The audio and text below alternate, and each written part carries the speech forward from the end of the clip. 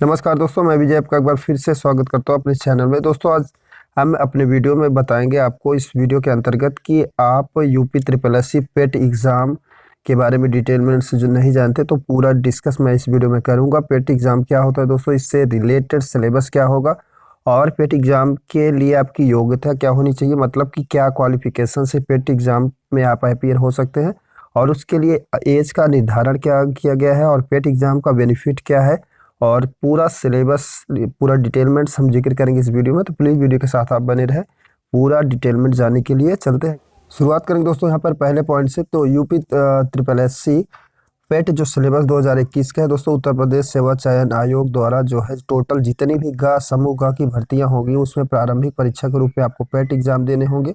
मतलब कि ओवरऑल जितनी भी सी ग्रुप की आपकी सी कैटेगरी की विज्ञप्तियां आएंगी उत्तर प्रदेश में, उसमें आपको पेट देना होगा। फॉर एग्जाम्पल के तौर पे जैसे आपने बीएड या डीएलएड कर रखे हो तो उसके बाद टेट का एग्ज़ाम देना पड़ता है, मतलब कि टीचर एलिजिबिलिटी टेस्ट जिसको बोलते हैं। उसके बाद ही आप सुपर टेट में अपीयर हो सकते हैं। तो इसी प्रकार यहाँ पर जितने भी टोटल गवर्नमेंटेड समूह गा की भर्ती होगी उसमें आपको पहले पेट एग्ज़ाम क्वालिफाई करना होगा, उसके बाद ही आप जो है नेक्स्ट मतलब अगले एग्जाम के लिए अपीयर हो सकते हैं, मतलब फॉर्म को अप्लाई कर सकते हैं। तो चलते अगले डिटेलमेंट की तरफ हम। दोस्तों, जो पेट एग्जाम होगा केवल ये प्रारंभिक परीक्षा के रूप में मान्य होगा, मतलब इस परीक्षा को देने के बाद ही कोई फॉर्म जब आएगा आप ग्रुप सी से रिलेटेड तब आप उस फॉर्म को अप्लाई कर सकते हैं। अगर आपने परीक्षा नहीं क्वालिफाई किया है दोस्तों पेट, तो आप ग्रुप सी के कोई भी विज्ञप्ति में फॉर्म को अप्लाई नहीं कर सकते, अनिवार्य है। मतलब इसके करने के बाद ही आप फॉर्म को अप्लाई कर सकते हैं। लिखित परीक्षा पर आधारित जो है ये मूल्यांकन होगा। अगर बात करेंगे एग्जाम पैटर्न की दोस्तों, तो यहाँ पर बहुविकल्पी मतलब अल्टरनेटिव टाइप का क्वेश्चन होगा, 100 प्रश्न होंगे और इसमें सिलेबस क्या होगा और सारी डिटेलमेंट आगे हम जिक्र करेंगे, बताने वाले हैं। और पेपर का पैटर्न दोस्तों यहाँ पर हिंदी और इंग्लिश में होगा, मतलब कि जैसे लैंग्वेज जो भी आप डिसाइड करेंगे हिंदी या इंग्लिश में, उस तरह से आप एग्ज़ाम दे सकते हैं। दोस्तों, जो पेट एग्ज़ाम होगा उसमें टाइमिंग की बात करेंगे तो 2 घंटे का होगा। 100 क्वेश्चंस होंगे दोस्तों और पर क्वेश्चन 1 नंबर का होगा। टाइमिंग 2 घंटे का होगा दोस्तों। निगेटिव मार्किंग का भी प्रावधान इसमें किया गया है, 1-4 करके निगेटिव मार्किंग होगा। और इस आगे की डिटेलमेंट यहाँ पर देखेंगे दोस्तों। इस परीक्षा के लिए कुल प्रश्न जो पूछे जाएंगे वो 100 हो गए, अभी मैंने आपको जिक्र किया जैसे बता।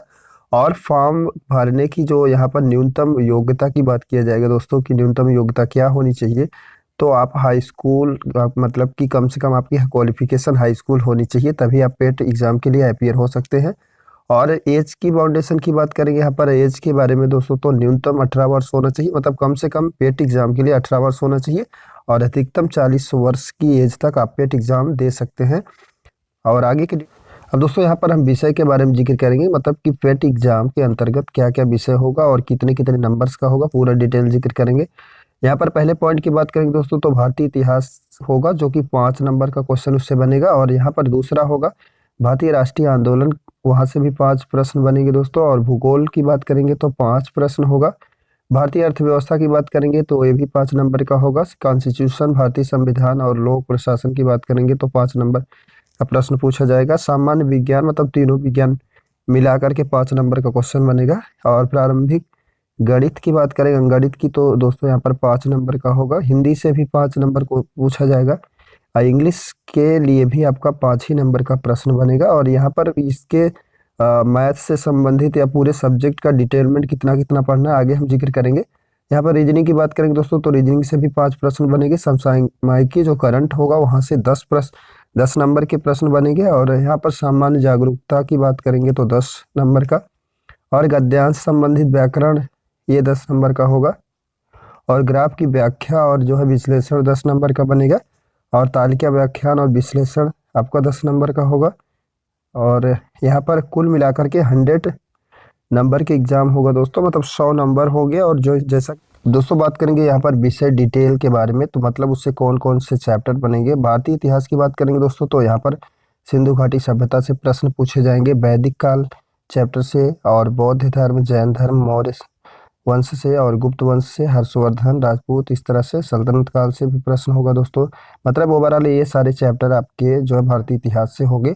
और भारतीय राष्ट्रीय आंदोलन की बात करेंगे दोस्तों तो यहाँ पर सारे महात्मा गांधी के जीवन के बारे में और नेताओं के बारे में, भूमिकाओं के बारे में, क्रांतिकारी आंदोलन के बारे में, ये सारी चीज़ें जो है हमको भारतीय राष्ट्रीय आंदोलन के अंतर्गत पढ़ना होगा।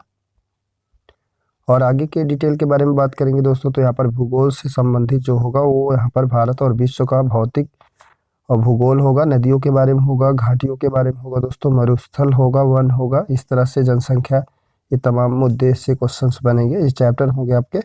और भारतीय अर्थव्यवस्था की अगर बात किया जाएगा दोस्तों, तो भारतीय अर्थव्यवस्था यहाँ पर योजना, पंचवर्षीय योजना के बारे में, मिश्रित अर्थव्यवस्था, और यहाँ पर दुग्ध विकास और श्रम विकास इत्यादि चैप्टर से अर्थव्यवस्था से प्रश्न बनेंगे। दोस्तों बात करेंगे भारतीय कॉन्स्टिट्यूशन और लोक प्रशासन से, तो ये सारे चैप्टर्स होंगे। भारतीय संविधान होगा, मुख्य विशेषताएं होगी दोस्तों, और यहाँ पर जो प्रणाली, नीति निर्देशक तत्व होगा, जिला प्रशासन, न्यायालय, ये सारी डिटेल्स में हमको पढ़ने पड़ेंगे, मतलब कि कॉन्स्टिट्यूशन के अंतर्गत। और सामान्य विज्ञान की बात करेंगे साइंस के अंतर्गत दोस्तों, तो प्रारंभिक भौतिक, रसायन और जीव विज्ञान के मतलब कि प्रारंभिक डिटेलमेंट्स हमें याद करने होंगे। और बात करेंगे यहाँ पर गणित के बारे में दोस्तों, तो पूर्ण अपूर्ण संख्याओं के बारे में, परसेंटेज हो गया, वर्ग हो गया, वर्गमूल हो गया, सिंपल इंटरेस्ट हो गया, और जो है कंपाउंड इंटरेस्ट हो गया, मतलब साधारण ब्याज, चक्रवृद्धि ब्याज, औसत होगा, घातांक होगा दोस्तों, और घात से संबंधित ये चैप्टर से मतलब कि पढ़ना होगा। यहाँ से 5 नंबर्स बनेंगे, जैसे कि पहले ऑलरेडी मैंने आपको बताया। सामान्य हिंदी की बात करेंगे दोस्तों, तो संधि होगा, विलोम शब्द होगा, पर्यायवाची होगा, वाक्यांश होगा, मुहावरे होंगे, इस तरह से। और इंग्लिश की बात करेंगे दोस्तों, तो टोटल ओवरऑल यहाँ पर ग्रामर से रिलेटेड प्रश्न पूछे जाएंगे जो 5 नंबर के होंगे। आगे सब्जेक्ट की बात करेंगे दोस्तों, अगर रीजनिंग के बारे में, तो वो यहाँ पर क्रम और रैंकिंग्स और संबंध, मतलब रक्त संबंध से प्रश्न होगा, कैलेंडर से होगा, घड़ी से होगा, कोडिंग डिकोडिंग इत्यादि चैप्टर से प्रश्न बनेंगे। समसामयिकी की बात करेंगे दोस्तों, तो भारत और जो है वैश्विक से रिलेटेड प्रश्न बनेंगे। सामान्य जागरूकता की बात करेंगे दोस्तों, तो भारत के पड़ोसी देश, मुद्रा, राजधानी, अंतर्राष्ट्रीय दिवस, ये सारे पर्यटन स्थल, कला, पुस्तकें, ये पूरे डिटेलमेंट से यहाँ से प्रश्न बन सकते हैं, पूछे जाएंगे। बात करेंगे दोस्तों यहाँ पर हिंदी गद्यांश व्याकरण की, तो अपठित गद्यांश और जो है विवेचना से संबंधित प्रश्न उठेंगे, मतलब। और दूसरा पॉइंट बात करेंगे ग्राफ और व्याख्यान विश्लेषण, इससे सेम आपका ये चैप्टर ही होगा। और तालिका के अंतर्गत भी जो है प्रश्न बनेंगे दोस्तों। तो इस वीडियो में मैंने जिक्र किया मोस्ट इंपॉर्टेंट पेट के इन्फॉर्मेशन के बारे में दोस्तों। वीडियो अच्छा लगे तो प्लीज़ लाइक शेयर सब्सक्राइब करना ना भूलें। मिलते हैं दोस्तों अगले वीडियो में। Thank you for